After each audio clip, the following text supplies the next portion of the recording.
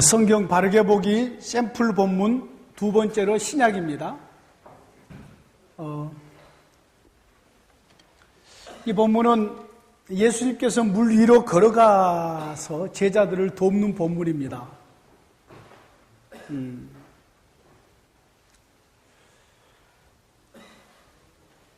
아주 설교하기 좋은 본문 중에 하나입니다. 아주 그냥 감동적으로 설교하기 참 좋은 본문입니다.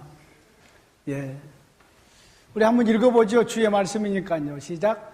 예수께서 즉시 제자들을 제쳐가사 자기가 무리를 보내는 동안에 배를 타고 앞서 건너편으로 가게 하시고 무리를 보내신 후에 기도하러 따로 산에 올라가시니라. 저물매 거기 혼자 계시더니 배가 이미 육지에서 수울이나 떨어져 바람이 거스름으로 물결로 말미암아 고난을 당하더라.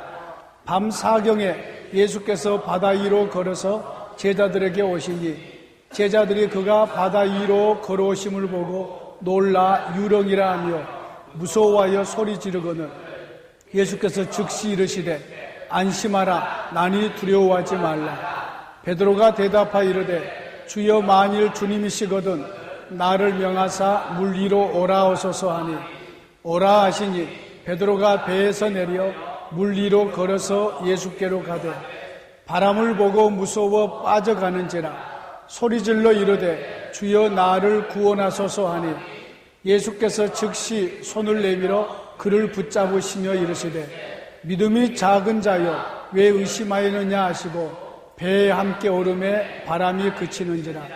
배에 있는 사람들이 예수께 절하며 이르되 진실로 하나님의 아들이로소이다 하더라. 아멘. 우리 마이크 어디 있나요? 우리 신성규 목사님 앞에 나오셔서 소개하셔야 됩니다. 다 했습니다. 나는 누구고 어느 교회에 담임하고 있고 나는 뭘 잘하고 등등등. 앞으로 어떤 사람이 돼야 되겠다고 커서 내 꿈이 뭐고 이런 거.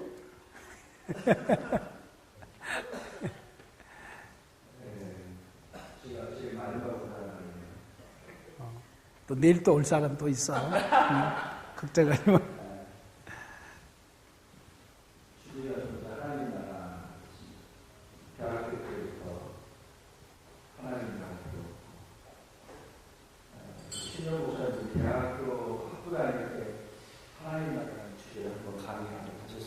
예, 그래요. 맞아요. 그동안에 목회하면서 하나님 나라의 진보가 우리 목사님을 통해서 더 확연하게 그 진보에 대해서 쭉 보고 완성된 하나님 나라가 옛날에는 이렇게 읽고 마음이 복잡하지 않았는데 지금 굉장히 여기 오신 모든 분들 목사님의 설교를 통해서 실현된 하나님 나라를 성령님과 함께 경험하면서 하나님 나라를 이루어가는 그 문제를 함께 있을 때입니다. 아멘. 그 하나님 나라는 내리동산에서 시작이 되지만 천국에서 완성되지만 그 천국의 완성을 우리 성령님과 함께 이 자리에서 우리 불순한 은혜가 우리 신영 목사님을 통해서 우리에게 그렇게 기회를 선포해 주고 생각합니다. 행복해지고 이런 하나님 나라의 주제에 대해서 설명한 적도 많지가 않지만 들을 기가 있는 사람도 많지가 않아요. 여러분들은 여기 왔다는 것 자체가 그 들을 기를 갖고 무엇이라고 열려서 또 하나님께 영광을 돌리고 함께 강의가 되어가면서 우리 예수 그리스도를 아는 깊이가 성령님의 역사를 통해 또 깊이 알아요. 그 예수로부터 하나님 나라가 이 땅에 실현된 놀라운 역사가 있기를 기대합니다. 우리 신영 목사님, 특별히 신영 목사님은 제가 7년 때부터 같이 이렇게 제가 운전도 배웠죠. 내가 운전 배웠어 이분한테. 올해 친구를 같이 왔었는데 하나님 나라 주제를 평가하고 그것보다는 마지막 시간에 이광식 목사님을 통해서 강권해가지고 왔습니다. 양주에서 목사님, 부산학교 신성규 목사님 함께 계속 나누면서 크신 하나님의 은혜가 이 자리에 임하기를 소원합니다. 감사합니다. 네.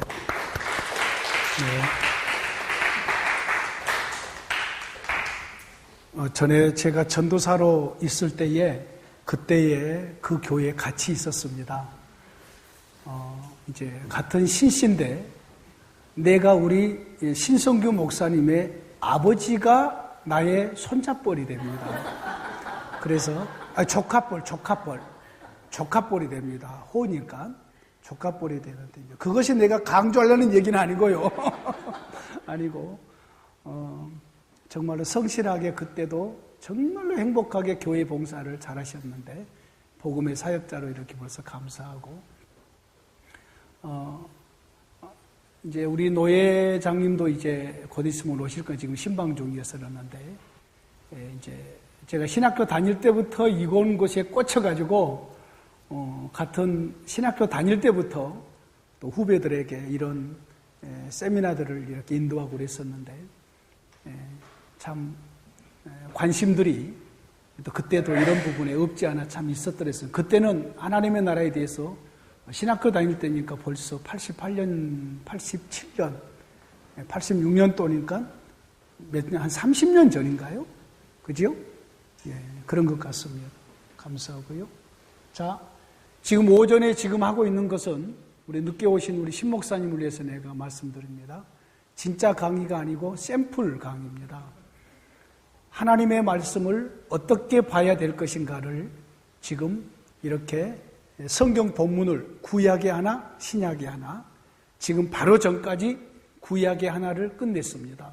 신약의 본문 하나를 택해서 성경 어떻게 바르게 봐야 될 것인가, 어떤 시각으로 봐야 될 것인가를 실제적으로 해야지만이 아무리 강의를 하고 끝나버려도 이걸로 가지고 이렇게 실습을 안 하면은 잘 와닿지가 않습니다. 자, 이제 이것을 살펴보도록 하죠. 자, 여기서 역시 주인공이 누구신가요? 예수 그리스도입니다. 역시 주인공이 예수 그리스도입니다. 자, 베드로가 주인공이 되는 경우들이 있을 수 있죠. 베드로, 물 위로 걸어간 베드로. 하나님이 나에게 힘을 주시면 나는 뭐든지 할 수 있습니다. 교회를, 성도들을 교훈하기에 너무 쉽게 그렇게 접근해 가버릴 수 있습니다. 주께서 오라고 그랬잖아요. 그러니까 갔잖아요. 예? 그러니까 끝까지 주님만을 바라봅시다. 뭐 이런 것. 주님을 바라보지 않으면 빠집니다. 끝까지 주님만 바라보고 나가면은 베드로가 빠지지 않았을 텐데 주님을 바라보지 않고 바다를 보고 물결을 보고 그래서 두려워서 바다에 빠져갔습니다. 우리는 끝까지 주님만을 바라보고 나가면서 빠지지 말고 실패하지 말고 좌절하지 말고 승리합시다. 교회를 교훈하기에 너무 쉽게 이걸 가지고 그렇게 접근해서 선포해버리기 쉽습니다. 근데 이 본문은 전혀 그 얘기가 아닙니다. 그 얘기를 하려면은 히브리서 12장에 믿음의 주요 온전케 하신 예수 그리스도를 바라봐라. 그 본문 가지고는 그 설교를 해야 될 것이에요. 그리고 이것은 베드로가 주님을 바라보지 않고 의심해서 이제 잠깐 예화로 잠깐 하나는 끼워드릴 수는 있어요. 왜? 그런 상황이니까.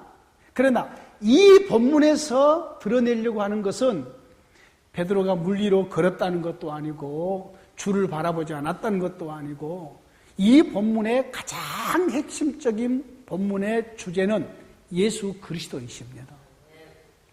어떤 설교나 본문을 들어간지 간에 그곳에서 하나님이 주인공이 되지 않으면 일단 그 설교는 방향이 잘못돼 버린 것입니다.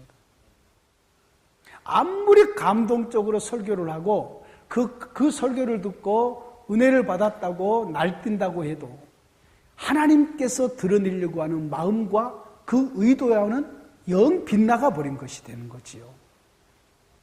자, 이 본문의 핵심적인 주제에 키가 있습니다. 어디가 있냐면은 맨 밑에 배에 있는 사람들이 예수께 절하며 이르되 진실로 하나님의 아들이로소이다. 진실로 하나님의 아들로 고백되어지는 거지요. 예. 예수님이 물 위로 달려오셨다.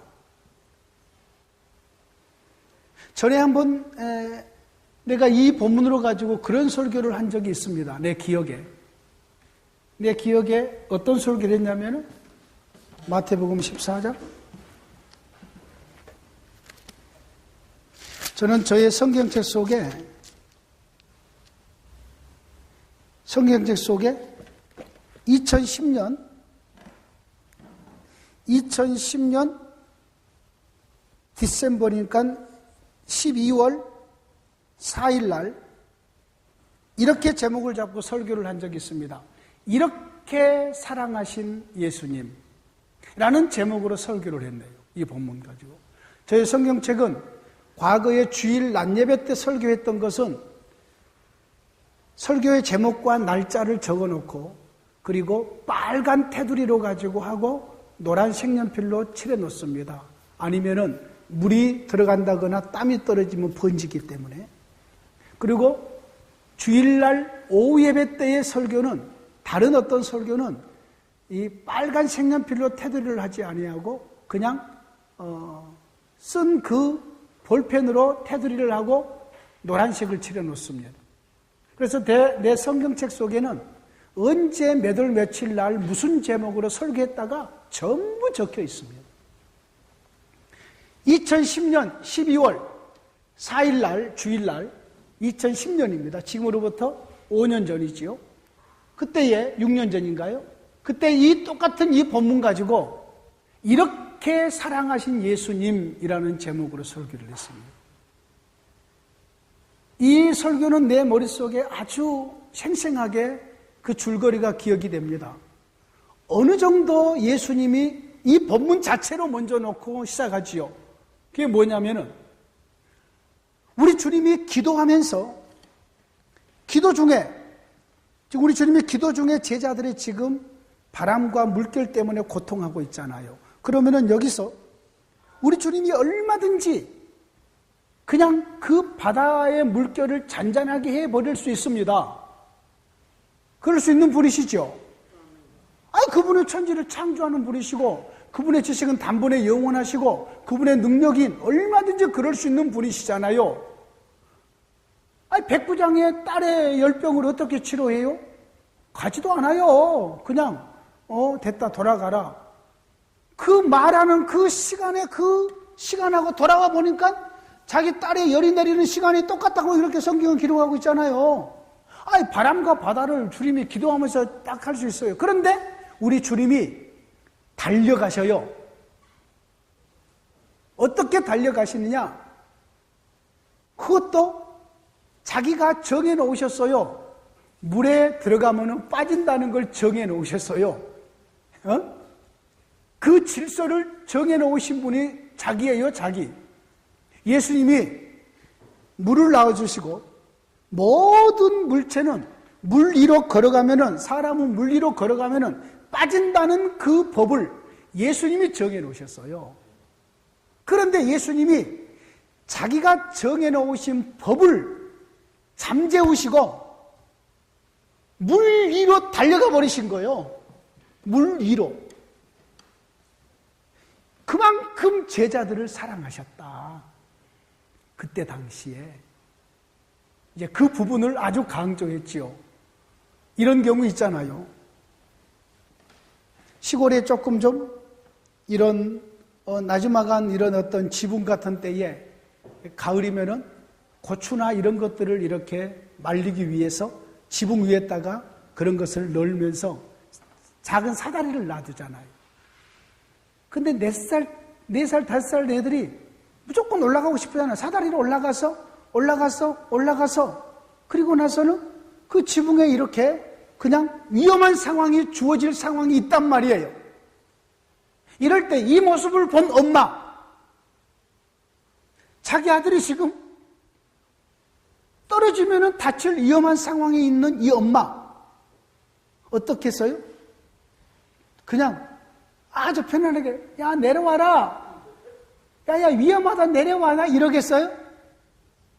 아니면은 아주 천천하게 저희가 저렇구나 이렇게 걸어가겠어요? 아니라고요.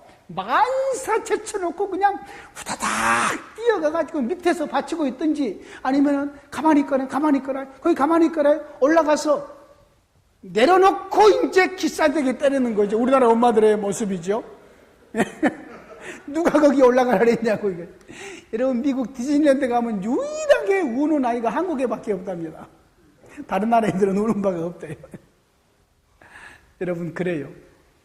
이것이 아이를 사랑하는 엄마의 마음이죠. 만사 제쳐놓고 달려가 버림. 지금 예수님께서 제자들이 지금 바람 때문에 거기서 지금 고통하고 있을 때에 예수님은 만사 제쳐놓고 자기가 만들어 놓은 법도 일단 자제해놓고 바다 위로 뛰어가 버리시는 거지요. 베드로가 예수님이라면 나는 물리로 이건 별로 중요한 내용이 아니에요. 그것은 그때 상황 속에 주어지는 것이지 별로 핵심적인 내용이 아니란 말이에요. 물 위로 최초로 걸은 사람, 이것은 기적을 체험한 사람, 이런 거 뭐 드러내도 이것은 하나님이 얘기하려고 하는 바가 아니에요. 여기는 예수님이 누구신가? 예수님이 누구신가예요. 여러분 사복음서의 전체적인 주제는 그거라고 그랬습니다. 예수님이 누구신가? 예수님이 무슨 일을 행하셨는가? 예수님은 하나님의 아들이시고 예수님은 메시아이시고 구세주이시고 예수님은 자기 백성들을 자기의 제자들을 끝까지 책임지시는 분이시죠. 그래서 그 사랑의 열정으로 물 위로 바다 위로 걸어서 제자들에게까지 갑니다. 제자들이 유령이다 그러잖아요. 우리 주님이 유령 아니다 나다 두려워하지 말아라. 그러고 나서 이제 베드로가 물 위로 걸어다가 빠져서 주님이 손잡고 배에 올라왔어요. 베드로가 바다 위로 걸은 것, 빠져 들어가는 것, 이것은 이 본문 속에서 별로 그렇게 중요한 역할도 아니에요. 이것을 강조하지 마시라고. 왜요? 이것은 아주 놀라운 일이 벌어졌기 때문에 이것을 강조하려고. 그것은 아무 별로 중요한 얘기가 아니에요. 진짜 중요한 것은 예수님께서 제자들에게로 달려가셨다는 것, 우리 주님께서 바다 위로 뛰어가셨다는 것, 그리고 바람과 물결을 잔잔하게 해주셨다는 것, 그리고 우리 주님이 진실로 하나님의 아들이심을 확정됐다는 것. 자, 이것이 이 본문 속에서 예수님이 주인공으로 여기면서 우리가 살필 수 있는 본문의 내용들입니다. 자, 그렇다면 이제 뭐가 남았나요? 이 본문이 언제의 이야기예요? 가까이 온 하나님의 나라의 시대에 드러난 이야기죠. 자, 이 이야기를 우리는 지금 예수의 부활 이후에 살고 있는 시대에 살고 있죠. 예수님의 부활 이후에 살고 있는 그 빛으로 이 본문을 다시 해석해서 선포해야지만이 복음이 됩니다. 예수님의 부활 이전의 모든 성경의 사건은 교회에 그냥 들어올 수가 없어요. 많은 목회자들이 여기서 속아요. 구약에 나타나 있는 성경의 말씀들이나 이 모든 것들이 단어나 그리고 윤리나 도덕이나 이런 것을 봤을 때에 그런 대로 뭐 그냥 교회에 그냥 끌고 들어와도 될 것 같은 마음들이 들어요. 그런데 그런 말이 아니에요.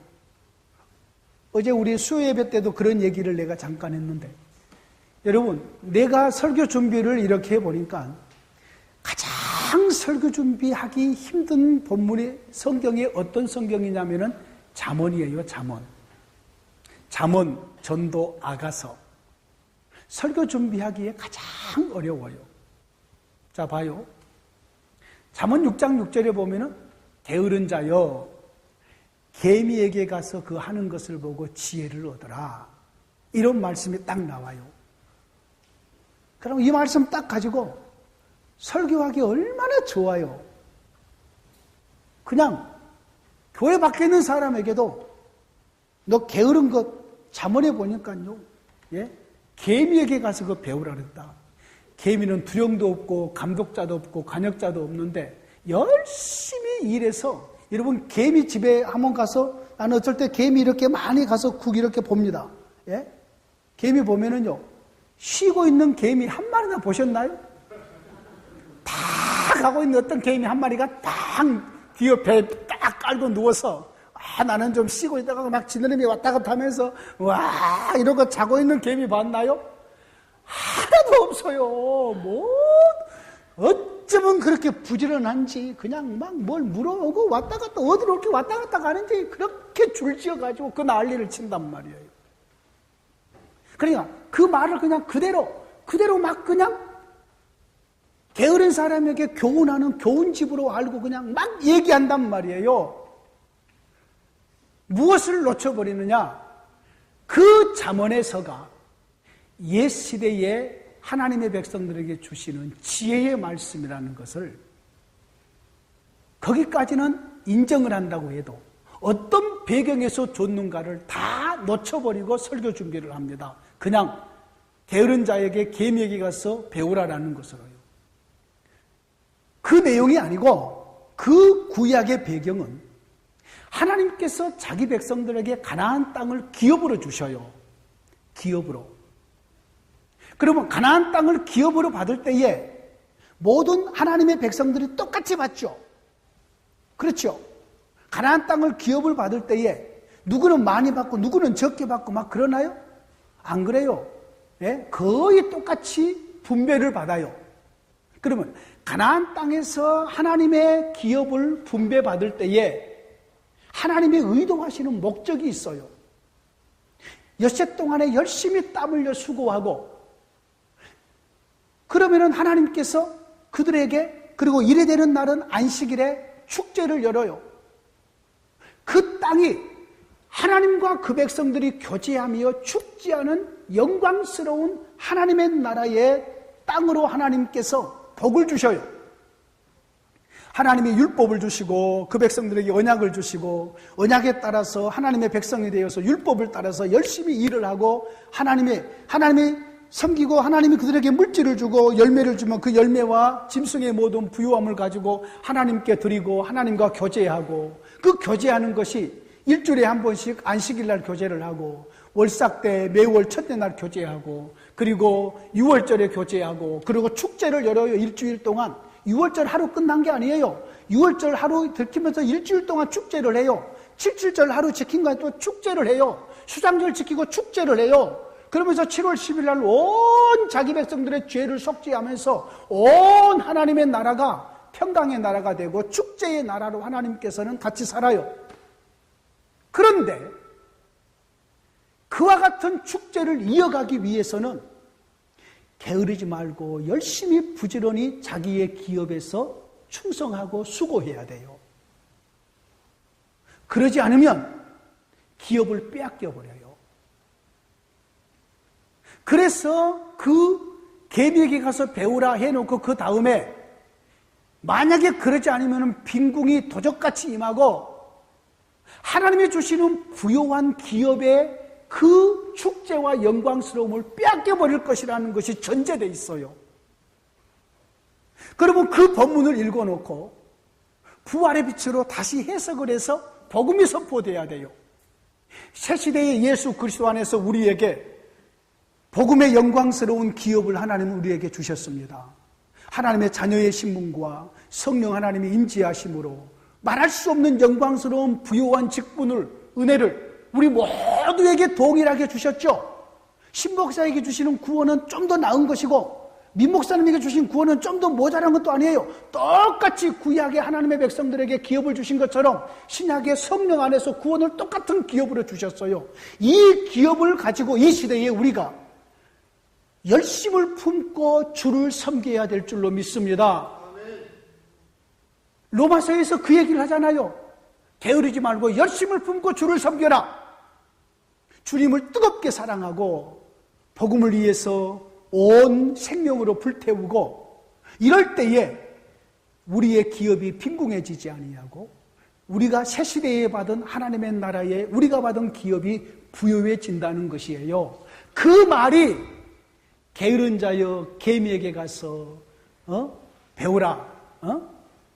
그 말씀이 복음으로 선포될 때에 이렇게 선포가 될 수 있다 그 말이에요.